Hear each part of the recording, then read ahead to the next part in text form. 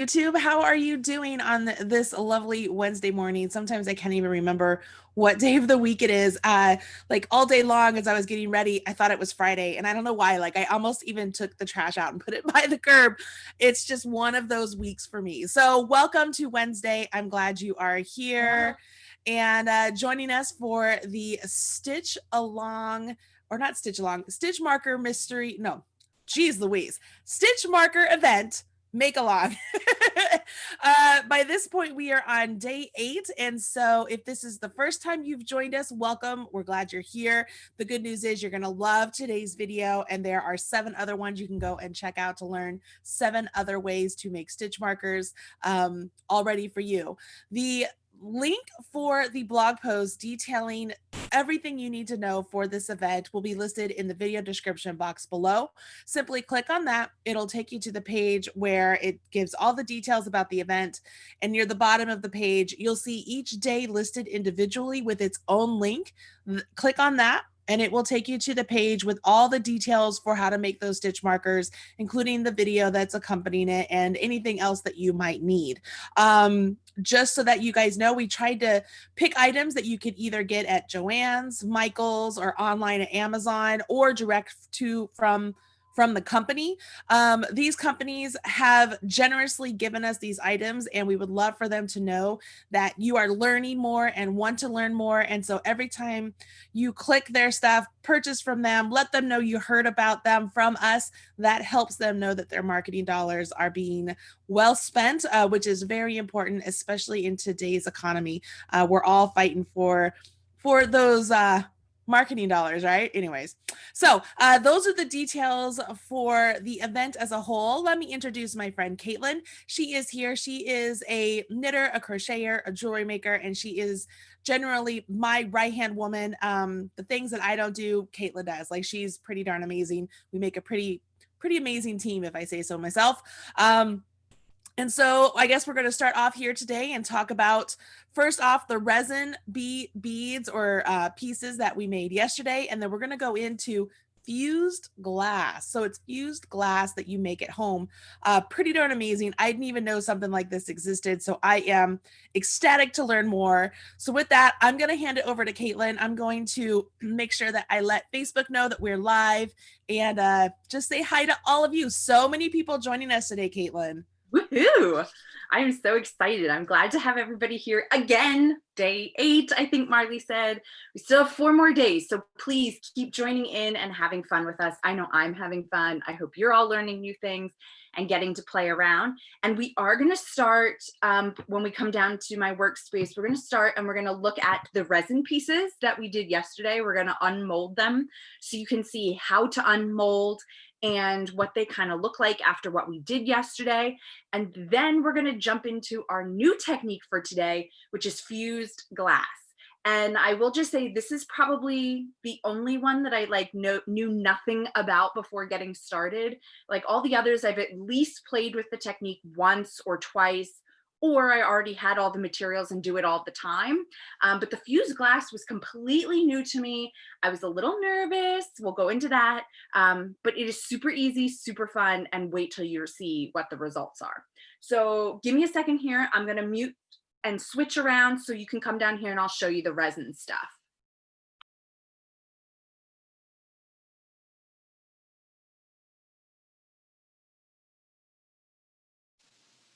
Okay.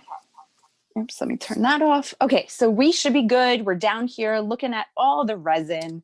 And these are the pieces that we went ahead and made yesterday. And really, it's as simple as taking your mold, bending it, and popping your piece out.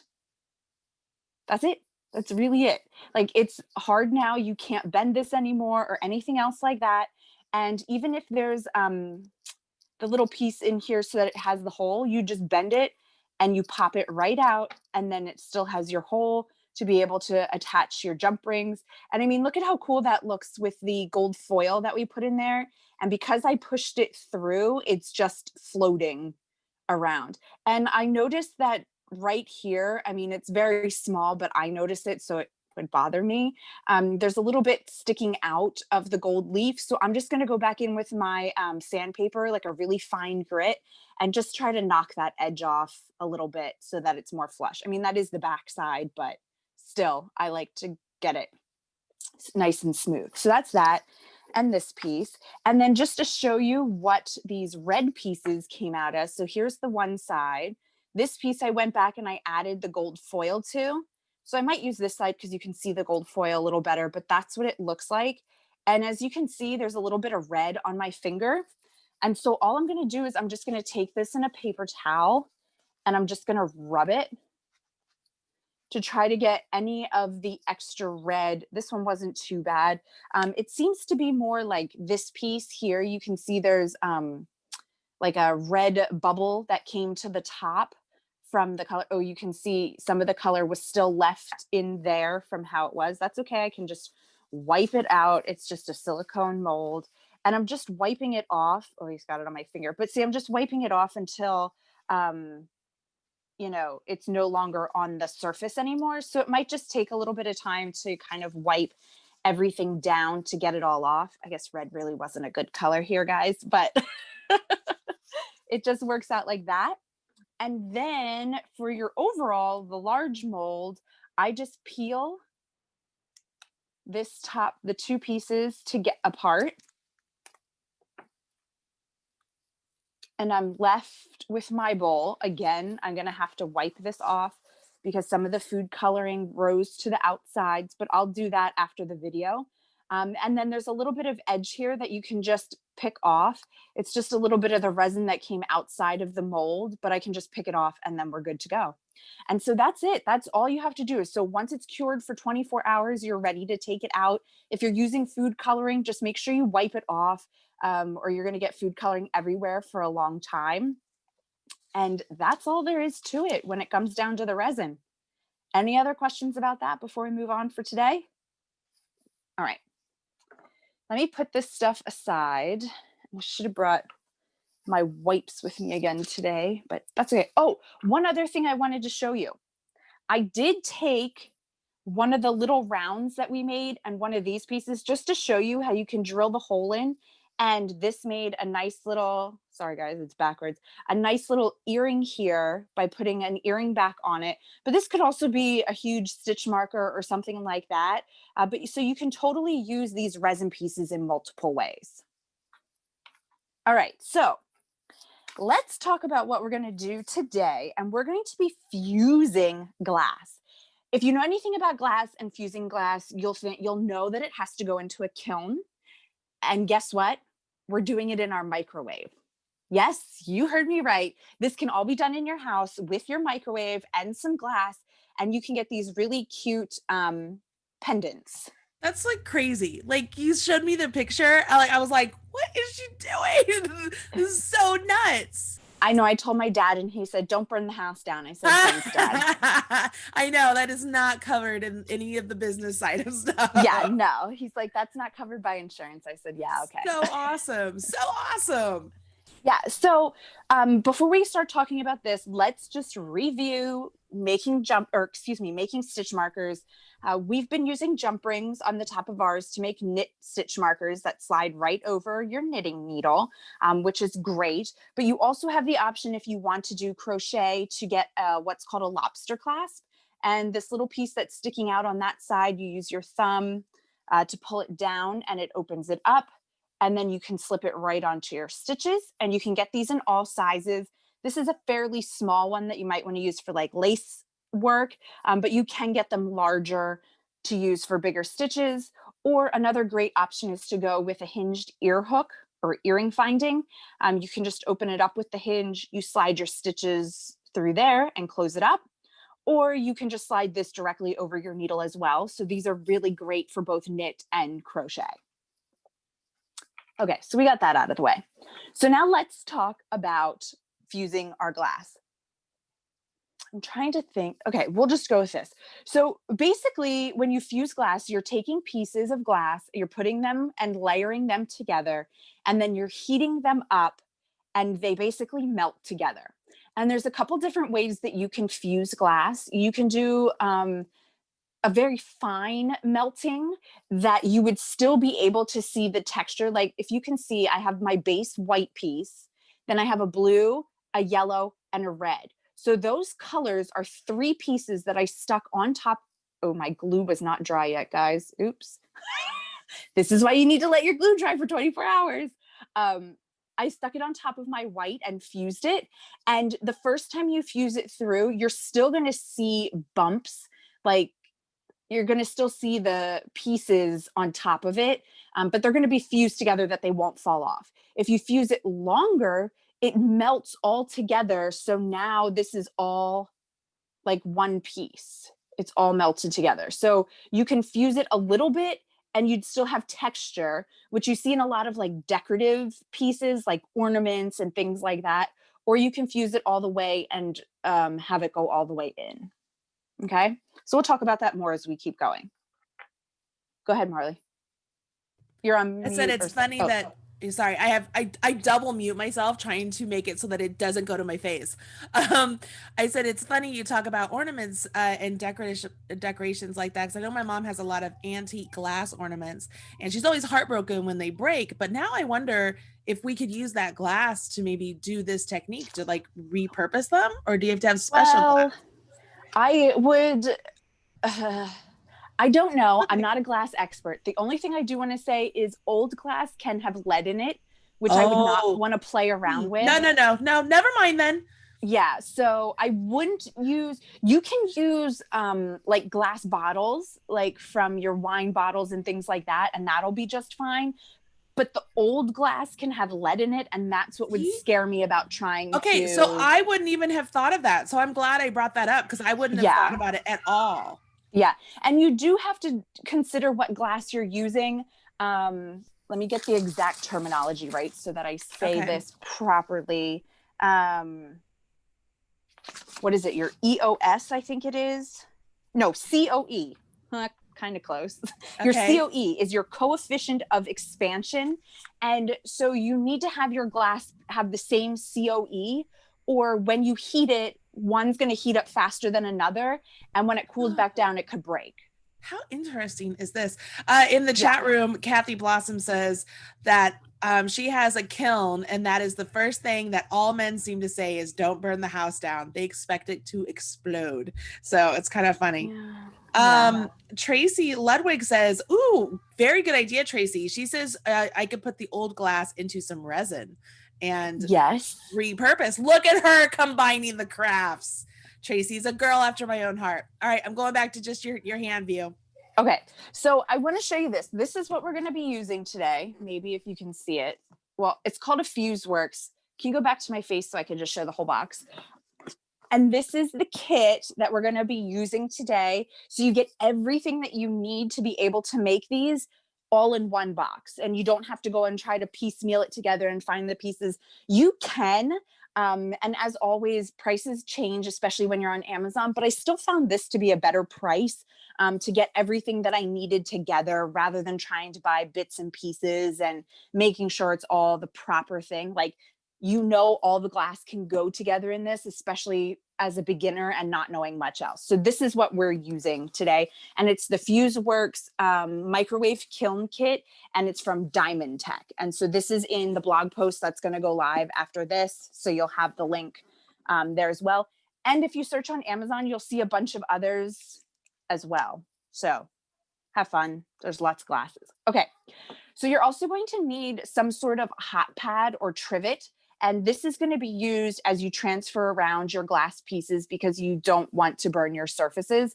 I have these really cool ones that just fold up so I can keep it in my box with me and then just open it up. But it can be anything, just so it can take the heat and you don't burn your countertop or whatever you put it on.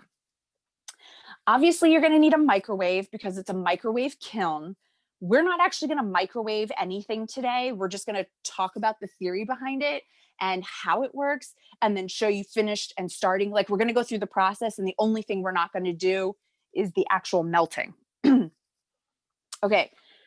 When it comes to the microwave melting stuff, I could do a share screen of the picture you sent me so that they can see what it looks like. So when it's time, you let me know and I'll do that.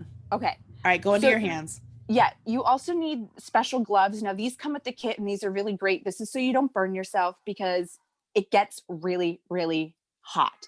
I guess you could use oven mitts, but these are really great because when you put them on, they're a glove and it's fairly close to your hand. So you don't have all the bulk of your oven mitts. So these are really great. And again, you can buy these individually if you want. And then we have our kiln. And so as you can see, like this is fitting inside my two hands. This is not a huge kiln. A lot of times people think that they have to have a big kiln to be able to do ceramics and everything else. It doesn't work. It doesn't have to be when it comes to metal fusing. And just a side note, in case anybody uses polymer clay, not polymer clay, PMC, metal clay, you can fire that in here as well. I haven't done it, but everything that I've read said that you can put the precious metal clay in here as well. So 2 uses for it. Okay, so you'll see the hole in it, which lets the steam out, and you can see the color of what's being happening inside.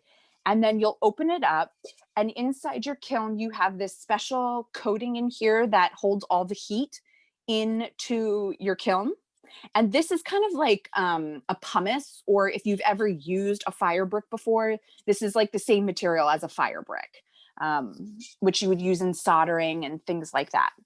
And then you have your base of your kiln like this, and you put kiln paper. Now, this is the one I've already used. You're only supposed to use them one time because as you see, it just starts to disintegrate after it's been heated up. So even if it looks good, you only want to use it one time. But what you cut a circle to fit the bottom here, and you lay your kiln paper on, and this protects your kiln from your glass sticking to the surface, because once it sticks here, you're not getting it off without like chiseling it out, and then you've ruined your kiln. So always you need kiln paper. And so that's the basics of the kiln, and that's simple. You're going to put this into your microwave to heat it up, and it's going to fuse your glass. So let's talk about how to prepare your glass and everything else. And to do that, I'm going to bring in here what you get inside of your kit that you get to play around with. So you're going to get bits of glass, just chunks of it. You're going to get these strings of glass that you can use, and you're going to get some plates of glass like this. You'll get some large chunk frit, which these little broken up pieces are called frit. And usually, like if you're blowing glass or something, the frit comes much, much smaller. So like I've taken glass blowing classes before, and we use frit a lot in there, but it's a much finer frit. So this is going to just be a little bit different than what you might have used before if you did a class like that. And then you also get some reflective glass that you can see has like some metallic-y to it that you can play around with as well. And then in this kit, you get a bunch of findings that are really great to help us turn these into stitch markers, which we'll go over, and just let it dry for 24 hours, not like me and rush everything. Okay. Oh, so, and you also get a glass cutter inside your kit. So the first thing we're going to do, move some of this out of the way, is we're going to cut a piece of glass. Okay, I'm using an old magazine as like my work surface because this is a sharp blade. I mean, it's not sharp enough to cut me when I touch it, but you know, you're going to be pushing pretty hard onto the glass to cut it. And if you go into like your countertop or something, I didn't want to be cutting up or nicking up my table. So I just put a magazine underneath it to give me some extra room. I also have a ruler if you want to like measure out exactly how big things are or try to get a really straight line. You can use that as well. Okay, sorry, I was just thinking. One thing to note that I forgot to say. This is your work. This is your kiln firing area, right? Your pendant or whatever you're making cannot be bigger than this. And it should not go from corner to corner because the glass can potentially flow bigger than what you put it on here. So you always want to have room around here so that in case it does expand, you have room and it's not going to stick to your kiln and then you can't open it. So your glass wants to try to get to a 1/4 inch thick. Okay. So if you have this piece of glass, okay, not, yeah, a 1/4 inch. So this piece of glass is not a 1/4 of an inch thick. It's more like an 1/8 of an inch. And if I put this piece by itself into the kiln without anything else with it, it's going to shrink up to about half this size to get it to a 1/4 of an inch thick. Okay. If I take 3 of these pieces and sandwich them on top of each other, that's going to be way too thick. And so it's actually going to spread out to get it down to a 1/4 inch thick. Like glass, I don't know the science behind it again, but glass wants to be at about a 1/4 of an inch thick, especially when it's heated up. So just keep that in mind, that if you're lower than a 1/4 of an inch, your piece is going to shrink. If you're way over a 1/4 of an inch, your piece is going to flatten and get bigger. And if you're about a 1/4 of an inch, you're probably not going to see any change in the size of your piece. Here I was about a 1/4 of an inch, and I really didn't change the size of the piece other than rounding off the edges, because again, glass domes itself out if you let it go to a full fuse state.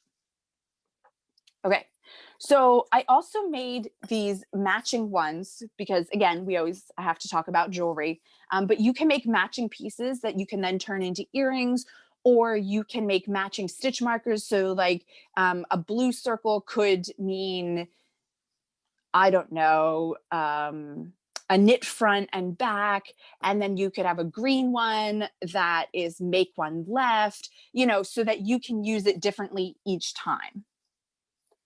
All right. So what we're going to do to start off is we need to cut this piece of glass into something smaller. I mean, we don't have to. You could still use this to make a stitch marker, but I kind of feel it's large. So I'm going to cut it in half. And we're going to take this roller part of our cutter and we're going to hold it straight down. I'm going to try to do this so you can see it. So I'm going to hold mine a little tipped, but you're supposed to try to hold it up and down as much as possible. And you stick it on your glass, and I'm pushing really hard, and I'm running over my glass. And I got a little scratch in there, and I want to keep going until I hear, I don't know if you could hear that sound, but like that's cutting into the glass. And so I'm basically scoring into the glass, and you have to push pretty hard to do it. And then you can try tapping it. I have yet to get that method to work. You can buy additional clamps for it. You can take it, and if it's large enough, try to break it just by hand. I think I'm going to have to score this one again.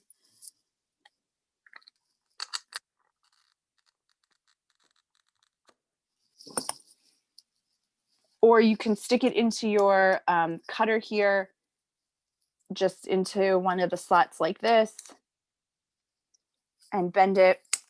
Oh, see, now I broke a piece off. That's okay. We're going to keep going with it. Like I said, this glass is about the only technique I haven't done before. So for me, it's still getting used to it. You can also try to put it like over the edge of your ruler. There we go. And just snap it off. So it's definitely easier if you go and get the special pliers, and basically you just score it, you grab your pliers, and when you squeeze right over the crack line, it splits the pieces in half. That's the easiest, but well, we're just going to do it this way. I'm not too worried about this piece breaking off here like that, because once I fuse it, it's going to melt together anyway. So I'm not going to worry about it. We're still going to use that piece. And I'm just going to be careful though, that these shards, like another thing is to have some kind of paper like this on your work surface, or a piece of copier paper, so that you can pick it up and throw it away and get rid of all these broken scraps too. But I like the magazine because it gives me extra cushion when you hit the thing. Okay, so now I have 2 pieces here, and I'm going to take some of my frit, and I'm going to take some of my little glass pipes here. I'm just going to use some yellow, and I just hold mine up. There might be a better way to do this, but I just held mine up and kind of went over where I wanted it to go a couple times. It also just kind of breaks, so you can just do it like that. It's a little hard to show on here, but you can just easily break it with your fingers too, or you can try to use your tool. And then I just laid it right on top of my piece where I wanted it to go. And then I'll grab some of my frit here, which comes in a bunch of different colors. And I can either pick to do the same color on each one, or maybe something a little different on each one, depending on what I want to do. And I'm literally just setting it right there on top of the piece. And how about this one? We'll go with some blue, some red, and some orange. Okay, so now that's it. Like, I've put together my pieces. We unmute everything. One thing I have a question for, as you're breaking the glass and stuff, shouldn't you have some eye protection on? Yes, good call, but I have glasses, so I didn't put additional eye protection on. Right. Like, your glasses are fine, but yes, if you don't wear glasses, I would totally put on goggles or safety glasses Something. of some sort. Right. That's all I kept thinking of when you were doing it. I was like, oh my God, I hope she doesn't get something in her eye. Yeah, but if you, I mean, I could still put safety glasses on if I wanted to, even though I wear glasses, but I don't have anything to go over my glasses, and I can't see without them. So Okay. It is what it is. But yes, if you don't, protect your eyes with something. Okay. All right. Yeah, good call. Okay, so now I have my pieces like designed, if that's what you want to call it. And then I would take my kiln. Okay, I'm going to set it here. And I take my lid off. And please, if you get one of these kits, read the directions, because you do have to pre-fire your kiln the first time you use it. Where did I put my papers? I think I stuck them in here. Sorry. I thought I got one out. All right, so what you would do is you're going to take your fire paper or your kiln paper, and you set it on top, and you take a pen or a marker or something, and you're going to roughly draw where your circle is, because you can't have the corners sticking out. Why they don't give you circle paper, I don't know. It would seem to make much more sense. But then you just take your scissors and you cut out your circle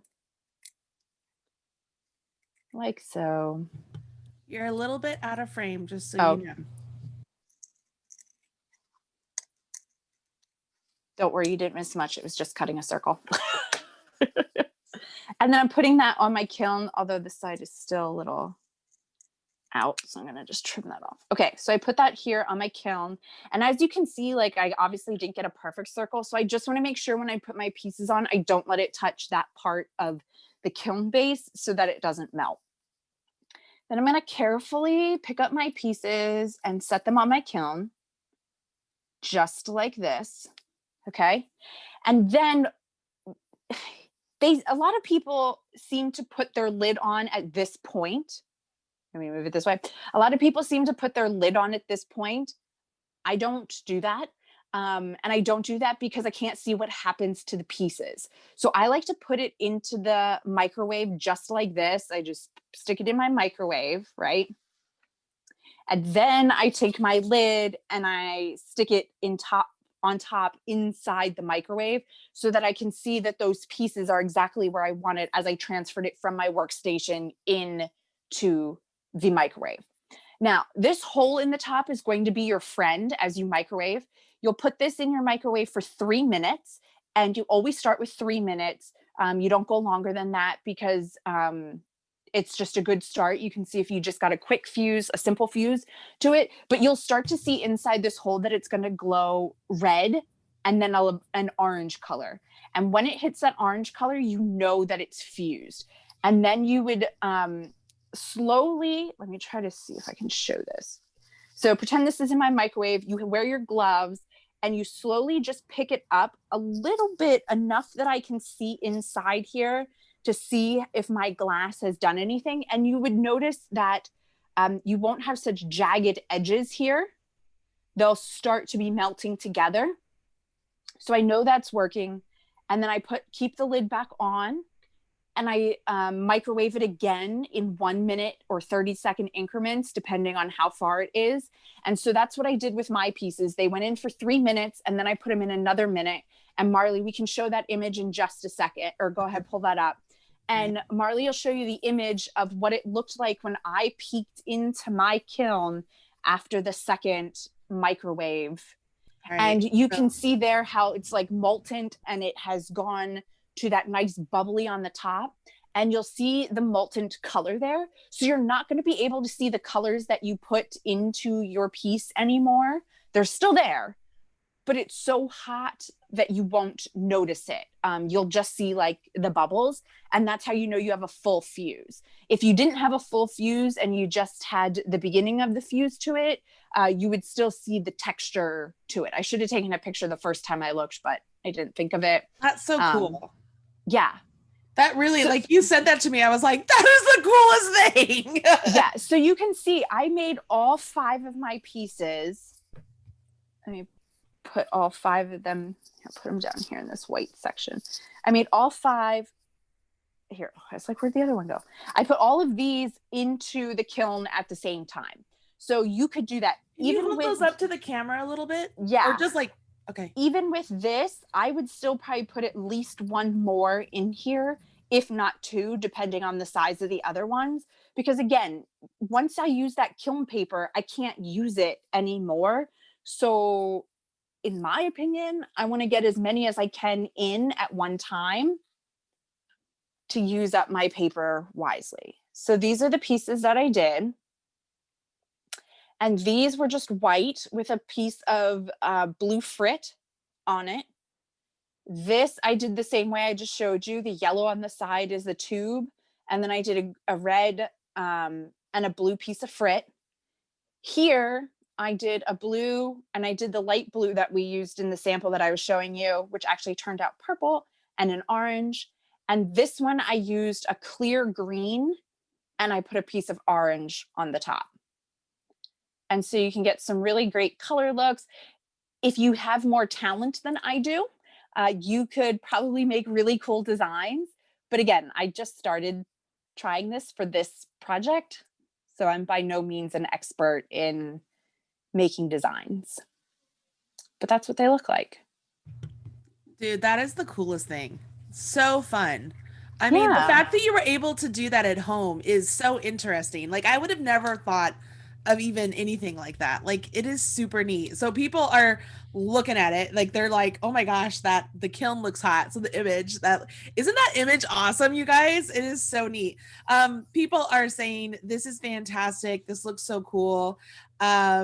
Oh, Mary even suggested make sure you always use eye protection for the little shards. See, you're thinking the same thing. That's all I kept thinking. I was like, oh, please don't get anything in your eyes. Sorry. Well, I had my glasses on. I know. And I would have thought that too. But I mean, at the same time, I'm like, oh no, just in case. So now once you get these cool, I mean, they're not beads, they're sort of like pendant pieces, glass pieces. Now, how are you going to take what you've just created and make that into stitch markers? This is the next big step, I guess. Yeah. So let me pull up this other piece in here just to show you. Okay. So they're basically cabochons if you're into jewelry making, which means they have a flat side on the back and then a more decorative side on the front. And you can use cabochons in a lot of different ways in jewelry making. You can seed bead around them. You can sew them onto an embroidery piece, or you can turn them into a pendant using something called a bail. And that's what we're going to use here to turn ours into pendants. And there's a whole bunch of different types of bails. These are just 2 examples of what you can get. And you'll notice that they come with a loop on the top, and then like a flat paddle on the bottom. And the paddle part is what you're going to glue it to. And this one here just has the hole on the top. It doesn't have the loop. And then it just has a different type of surface that you would glue to. But both of these work just fine. It just kind of depends on what you can find and what you're looking for. They have all different finishes. You can find so many different things. You do want to make sure though that your bale is the right size for your piece.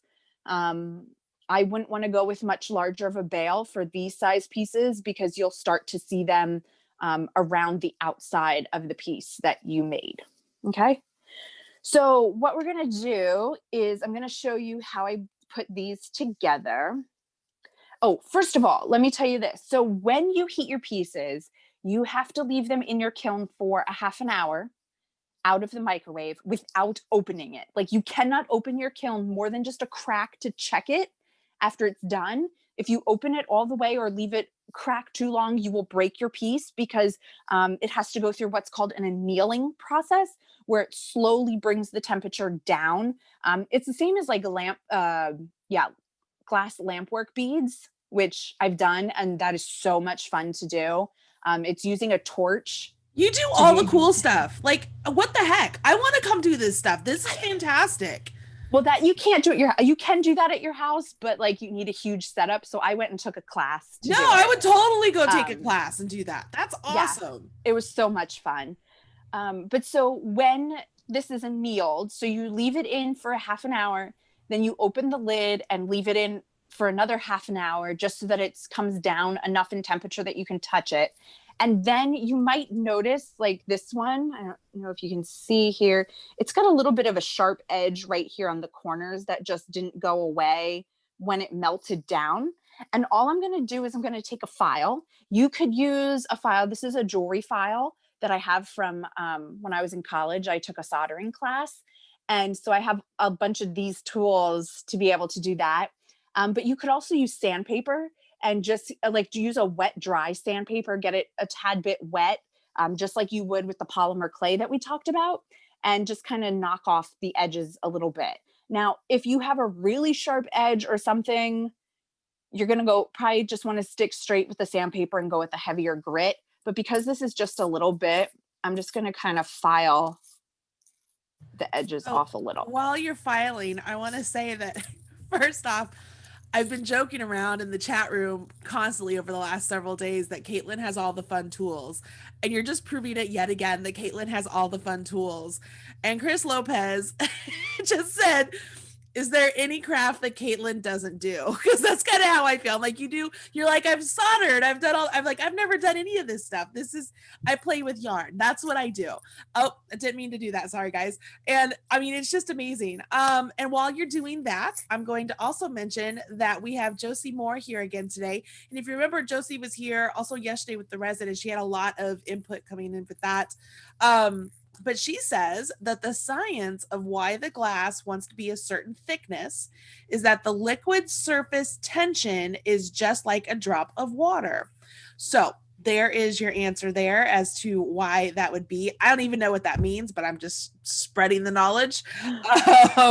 And let's see here. Kathy Jenks wants to know, are you going to give us an idea of how the different stitch markers compare in weight? That is a very good idea. And I think that's something that we could do later on. Maybe we take all the stitch markers we've made and talk about the weight and the usability of each one, of when we should or shouldn't use them, or what's a good idea. So Kathy, I'm gonna say hold on to that, and we'll do a video on that. That's really good. So all right, you ready?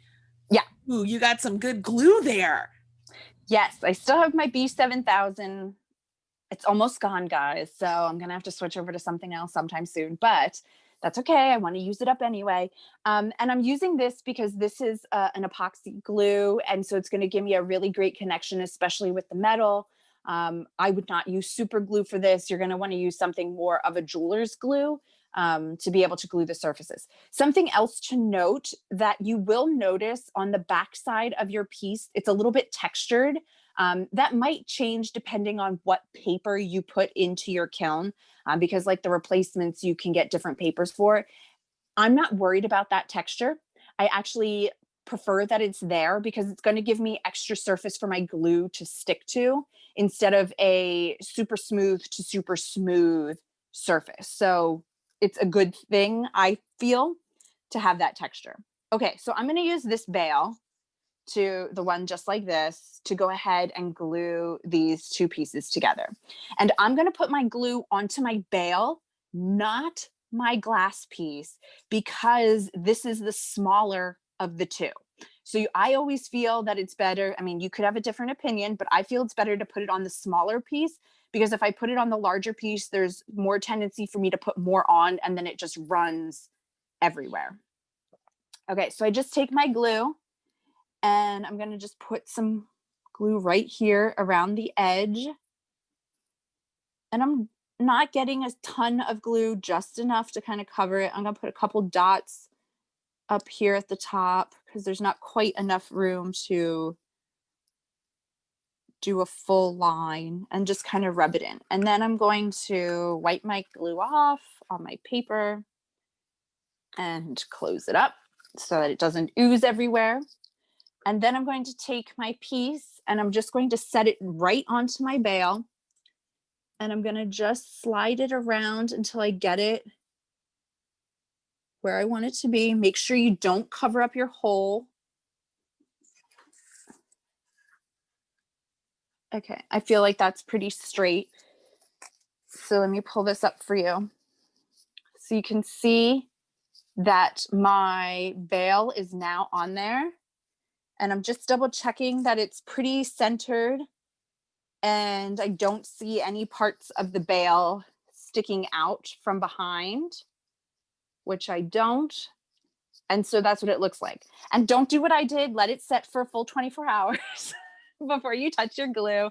Guys, I was almost at 24 hours. So I thought I was okay, but obviously I wasn't. And yeah, then you can go ahead and like this one. So this is the same bale, except this one's gold. And then I just attached my jump ring right to the top. And now I can throw this on my knitting needles. Now, so I see those and I'm like, okay, those to me, I totally would want a lobster clasp or something. And they would be like the decorative of like I use them like, here's my increase. I'll actually put it on the increased stitch. So that way I can count my rows, then put it on the next increase. Like I do that a lot, or the right side of my fabric. I don't know why, but to me, like I look at those and that's instantly what my brain goes to. I don't even think about like stitch markers working in the work itself. Like I might think of marking. Right. And you could do that. Fun. You would just add the lobster claw right here to the jump ring. If you're going to use this type of bale that we talked about, you would put a jump ring onto the top of it and then hook that onto your lobster claw, or put a large jump ring onto here so that you could slide it right onto your needle. It's so cool. That is so cool. People are loving this. They think this is amazing. They've never thought about doing anything like this. They're also commenting how much they love this entire series of videos that we're doing, which is awesome. Are you done with the view for the phone?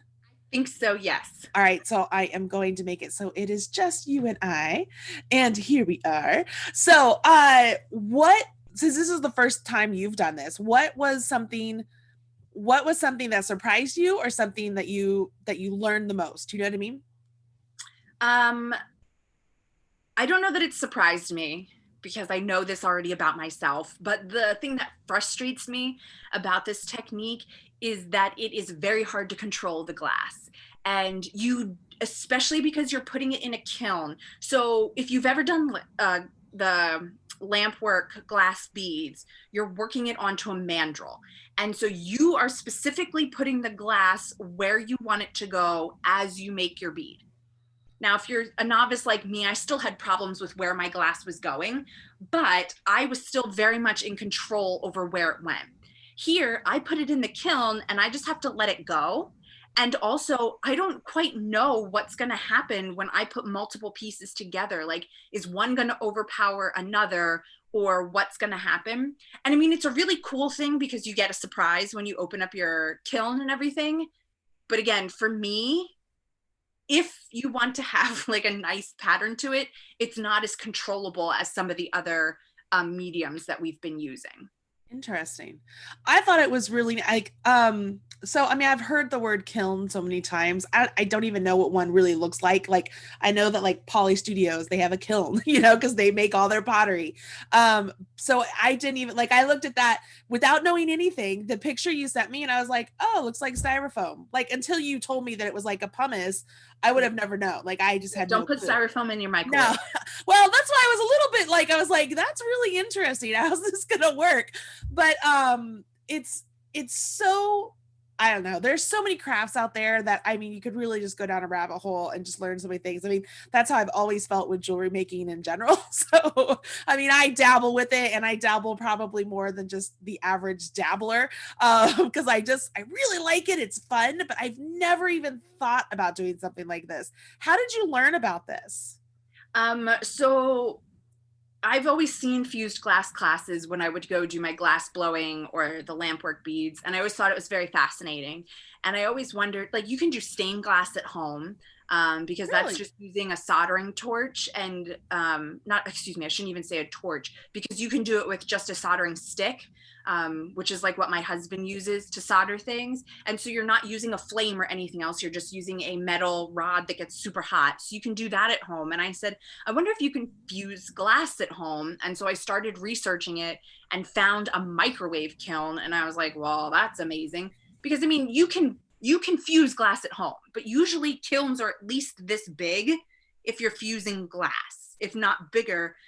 Because if you're going to do a fused glass bowl or something, you're going to need a bigger kiln to be able to fit it in. Yeah, that makes sense. To what you're doing. But so this is a really small scale, and yeah, it limits you to like a couple pieces, but for what we want to do with it, like this is a great option. Yeah. And what unique little, like, things that you're making for your own work, or whether you want to give it as a gift. I mean, there's so many possibilities here. People are talking about all of this, and they're loving it. Kathy Blossom says the kiln is probably made of the same material of what goes on the outside of spaceships. It's very fire resistant or refractory. I have no idea. I mean, it's quite possible. Who knows? I love it. Let's see here. Helen Henry says, kind of off topic, but could you please publish a calendar of upcoming events? I have been buying a little bit of yarn lately. I would like to have supplies in stock for upcoming events.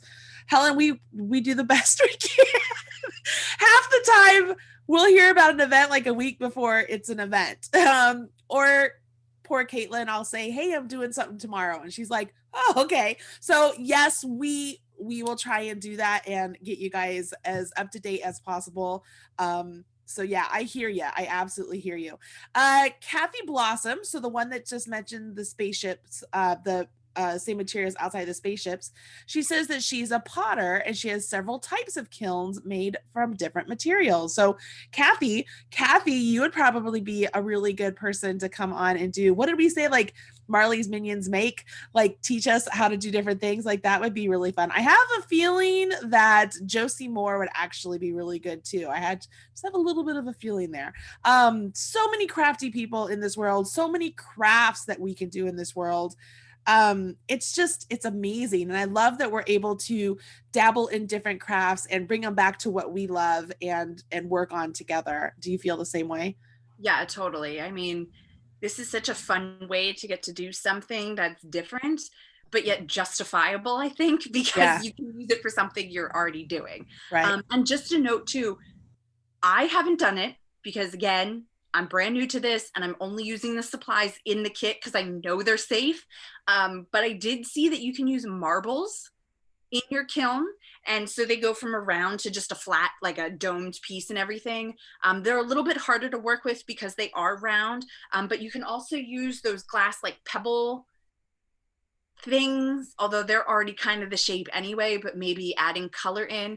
But again, please, please, please, if it's old glass, don't use it. Yeah, I hadn't even thought about that. There's lead inside of it. Yeah. Same thing. My mom mentioned sea glass, but then she was like, well, then again, you don't know where the glass came from. So you'd have to be real careful with that.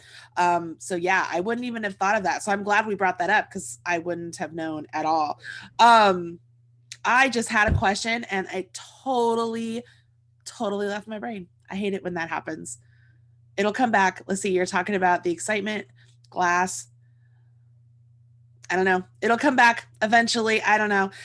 So today was the glass. What is tomorrow? Tomorrow we're doing some wire working. We're going to focus on making a heart.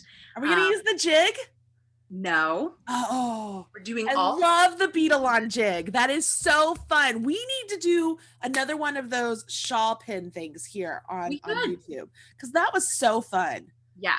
No, this we're going to do freehand. You just need wire and a round nose pliers and a cutter, and Okay. you'll be able to do the project with us tomorrow. Okay, cool. So let's look at the last questions here real quick. Let's see here. My mom says that Helen is so smart because she wants a supply list. Yeah, we know. I know, guys. And then they feel like this is a play date with Caitlin. So this is so much fun. I love this. My mom also says, okay, Marley, go buy all these tools and supplies that we can create when I come out. Allie and I could play for days. You know what? My mom is funny because she'll tell me that she's not very creative, but she is one of the most creative and talented people I know, especially when it comes to decorating and stuff. And like she's very much like me in that she starts doing a craft and then she's like obsessed with it. And then she's got to move on and do something else. Like she like I mean, not to just keep talking about my mom, but like, you know, those dioramas you used to do for school, like the shoebox. I hated doing those. Hated doing those. My mom loves them. Like she makes them for Christmas and stuff. Like she does these fantastic dioramas. Like I keep telling her that she needs to let me film her doing one and like putting one because it's just really fascinating. She does such a great job doing that. And she used to make these really pretty baskets with like pine cones and like lights inside, and then like decoupage, Mod Podge sort of bows and stuff. I don't know. It's just she's very creative, even though she'll tell me she's not. Kathy Jenkins wants to know, what about trying to flatten glass beads? I don't know. I don't know either. Sherry wants to know, is there a way to test glass to see if it has lead in it? Sherry, I don't know. Yeah. I think Google's going to be our friend there because I have no idea. Yeah. Melissa Spradley says, I used to work with someone that made beads out of crushed wine and champagne bottles. Ooh, that's cool. That's cool. Mary Swartzel says, post a supply list so we can work along. Mary, we have actually been talking about that. That was something that we've been asking each day is, one is, would you guys like to have a supply list and a kit available that you could purchase before the event, so that way when the day of the event happens you could actually work along just like if it were a class. And then at the same time, I don't know if you guys have noticed, there's a lot more online classes happening lately. Is this something that you might want to actually like purchase an online class and we work together and do something together with the kit and all that stuff? So these are the questions that we're trying to find out and see what you guys want. So absolutely, as you guys are watching this video, please leave a comment below and let us know if a kit for all of the stitch markers that we've been working along is something you would like, whether it's an all-in-one kit or a specific kit for each type of stitch markers. You can decide which one you would like to do. Like we're trying, this is all new to us, right? So we're trying to make sure that we're giving everything to you. And this is absolutely Caitlin's brainchild, you guys. So, I mean, kudos to her for putting this together. She has worked really hard doing this, and we're really happy that you are enjoying it. Let's see here. Melissa says she needs to order some wire. Check out Makealong. They have the artistic wire, all the different colors, so many different things. So much fun. And Dorothy wants to add seed beads to the resin from yesterday. That resin one was cool. My daughter watched that one. She went back and watched it. She's like, I have all that stuff, Mom. And I was like, oh, okay. Good for you. Let's see here. My mom is here, guys, if you haven't put this together. She says, I'm with Caitlin. I would like to have more control of the colors. You control people. I was like, I'd be perfectly fine with whatever color mix and matches and just have fun with it. Let's see here. Oh, now my daughter is here. So her and my mom are going back and forth talking about things that they're going to do. I'm just going to skip over all of that. And they're all talking now about the kindred spirits and how we're all connected through crafts. Kathy Blossom says, I would prefer to watch you do it so I don't miss a step, then go back and work along with the posted video. I like that too, Kathy. Actually, that's what I usually suggest with all of my videos is you watch me do whatever I'm doing, whether I'm knitting, crocheting, or this, and then go back and try it on your own. I feel like that's the best way to learn. It's actually one of the reasons why I don't give handouts in my classes, because I feel like people always try and work ahead with the handouts and they don't really take the time to listen. I'm like, you're here for the class. You need to sit and listen. Same reason why I don't give the full pattern out for knit alongs or crochet alongs, because people go ahead when they're not supposed to. So yeah, I agree with you, Kathy. That's how I would go about doing it also. And Dorothy says, thank you so much for sharing these techniques. Does Caitlin have a channel, Janice? Janice, no. This is Caitlin's channel. She is here joining us.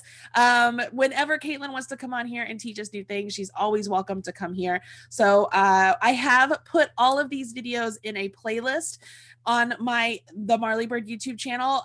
You guys could do the exact same thing. You could take all of the stitch marker videos that we've done with Caitlin, the ones I've done before. You could put them on a playlist on your own channel as well, so you have everything all in one place. That's usually a really great way to keep track and have all this stuff. And then, as always, hit subscribe. Make sure you've subscribed to our newsletter. Be a part of the blog post and stuff. What is it? Subscribe to the RSS feed. Is that what it is? So whenever there's a new blog post, it gets sent to your email inbox. So you really can stay up to date. I mean, we are up, gosh, where are all the places we update, Caitlin? I mean, we have YouTube, Instagram, Facebook page, Facebook groups. We have 3 of them. The newsletter, the blog, Pinterest. I mean, we really do try, and I think that's everything. Like, we try and get the information out there the best we can. But that's where we really rely a lot on you guys as well to help us, help us reach out and find new people also. Because the more you share, hey, I saw this, I love this, you should check it out. That helps us for sure. And they all love Caitlin. Everybody loves Caitlin, even my family. They're just like, when is Caitlin coming back? So now there's a new hashtag, Caitlin made me do it. So maybe that's we need a Marley made me do it and Caitlin made me do it bag. I think that's fantastic. Seriously, Caitlin, I feel like I always give you, like, I think you're amazing, and I love that you're doing this whole series, and I know everybody else is enjoying it. I cannot wait for tomorrow and working with wire. I know that's one of your favorite things to do. Really quickly, the pendant you're wearing, what is that? So the pendants and the earrings are the stitch markers that we made the other day with the textured metal. And I just put them on an ear wire and I stuck them on a chain to make a jewelry set. Because, why should my knitting be prettier than me, right? Well, I think that's amazing. So I love that people are getting a peek at that. And that was day 3, I'm pretty sure. I'm not real sure. It was metalworking. So check that out. Once again, all of the information you need is provided in that link below in the video description box. That'll take you to the main page. And if you scroll to the bottom of the page, you'll have each day listed out for the stitch marker event. Pick which one you want to learn. Get the supplies. The supply list is all right there. If you click the links that we have in there, they either go to Amazon or direct to the company. Right. So you can order the supplies and work along with us, no problem. All right, that's it for us today for the Stitch Marker event. Oh, don't forget, there are a couple days like this one with Impress Art that are doing giveaways. So make sure you look back at all of them and go to their individual blog post, and that's where you'll find at the bottom if we're having a giveaway and how to enter. Perfect. Yeah. And then I was going to mention tomorrow, we are not going to be on at noon. We're going to be on at 10 o'clock Eastern time because I have to teach a Michael's class in their classroom tomorrow. I'm teaching how to make a knit bag. So I will be doing that. You can join me to that or at that event if you would like to, but I have to make sure I'm done with this so I can focus on that, and it will have a good time. So tomorrow, 10 o'clock Eastern time, be here, and we will get started with the wire. Thanks so much for everything you do, Caitlin. And thank you to everybody here who has joined us today. Make sure you leave comments below. Let us know what you think of this particular craft. Let us know if you're interested in kits. If this, like, what are your thoughts? Let us know. Don't forget to smash that like button. Bye, guys.